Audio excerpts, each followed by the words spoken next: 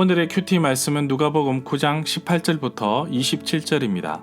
제목, 예수님을 아는 것과 예수님을 따르는 것. 먼저 앞뒤 문맥을 살펴보겠습니다. 예수님께서 12제자를 부르시고 귀신을 이기고 병을 고치는 능력과 근세를 주셨습니다.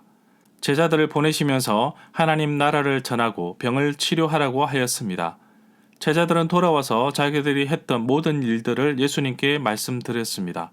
그리고 제자들과 함께 베세다라는 곳으로 갔습니다. 사람들이 예수님을 따라왔는데 해가 저물어 먹을 것이 없었는데 예수님은 어린 아이가 가져온 오병이어로 5,000명을 먹이셨습니다. 그리고 남은 조각을 모으니 12바구니가 가득 찼습니다. 예수님은 제자들에게 사람들이 예수님 자신을 누구라고 하는지 물었습니다.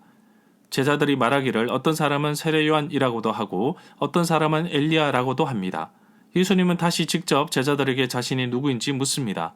베드로는 하나님의 아들 그리스도이라고 고백합니다. 이 고백은 가이사랴 빌립보 지역에서 있었던 일입니다.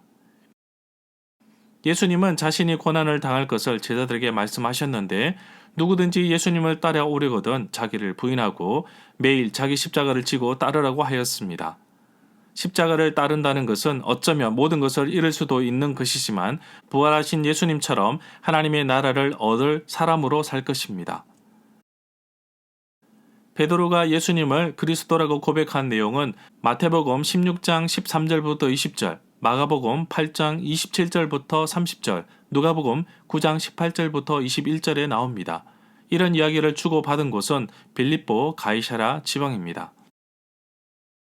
예수님의 순환, 죽음과 부활을 처음으로 이루시는 부분은 마태복음 16장 21절부터 28절, 마가복음 8장 31절부터 9장 1절, 누가복음 9장 22절부터 27절에 나옵니다. 베드로가 예수님께 항변하는 내용과 예수님께서 베드로를 꾸짖는 내용은 마태복음과 마가복음에서만 나옵니다. 문단을 나눠보겠습니다. 18절부터 21절은 베드로의 신앙 고백, 22절부터 27절은 예수님의 순환 예고. 18절에 보면 예수님께서 홀로 기도하고 계실 때 제자들에게 물어보셨습니다. 사람들이 나를 누구라고 하느냐? 19절에 보면 제자들이 예수님의 물음에 답을 하였습니다.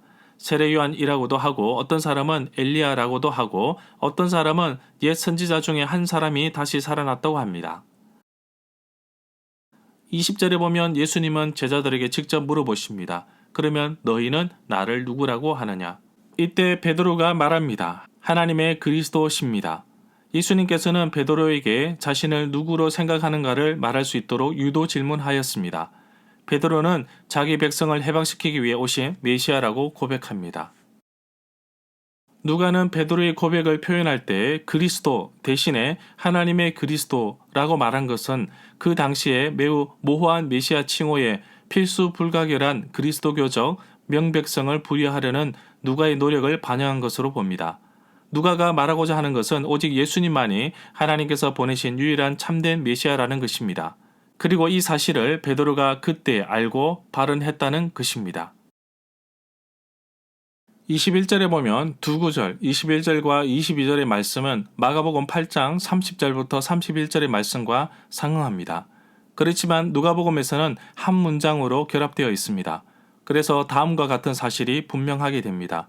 그리스도로서 예수의 존엄은 아직 말해서는 안 됩니다. 왜냐하면 전통적으로 이 칭호와 관련된 표상들과 기대들이 예수가 가셔야만 하는 길 및 그것을 통해 그 칭호가 획득할 새로운 내용과는 완전히 반대되기 때문입니다.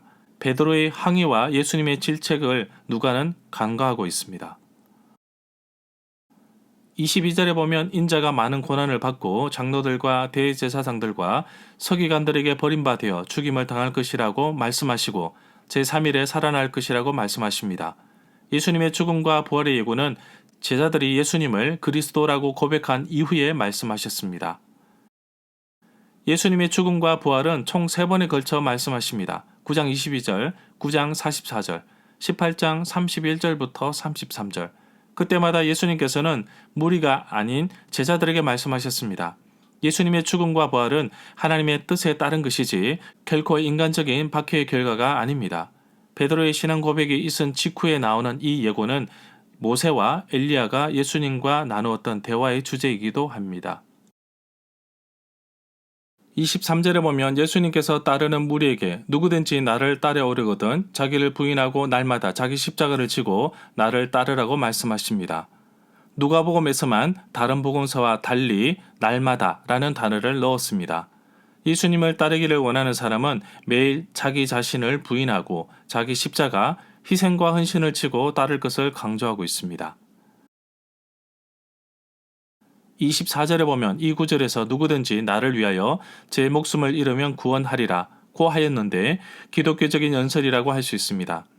참된 생명은 자아의 죽음, 즉 하나님의 뜻에 순종해서 자신을 포기함으로써 얻어지는 것입니다.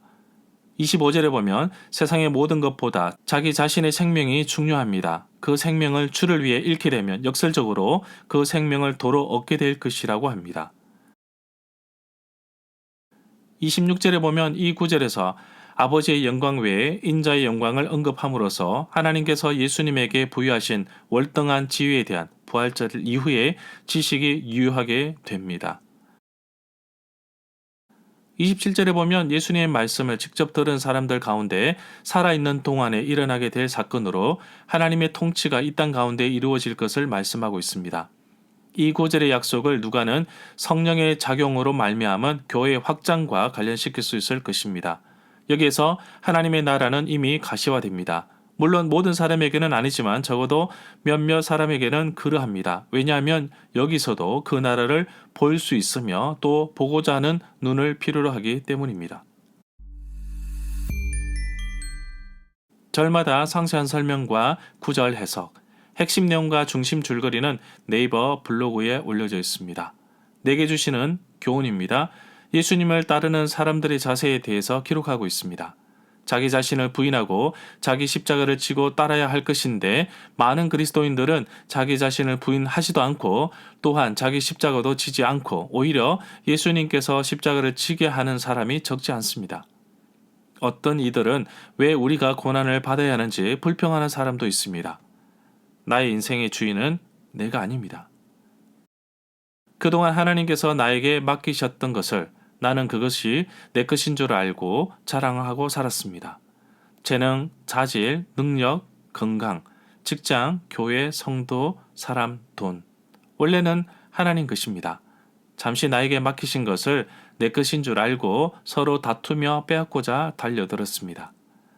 이제부터는 이 모든 것이 하나님의 것이고 나의 삶, 나의 인생도 주님의 것임을 고백하는 삶을 살게 하옵소서.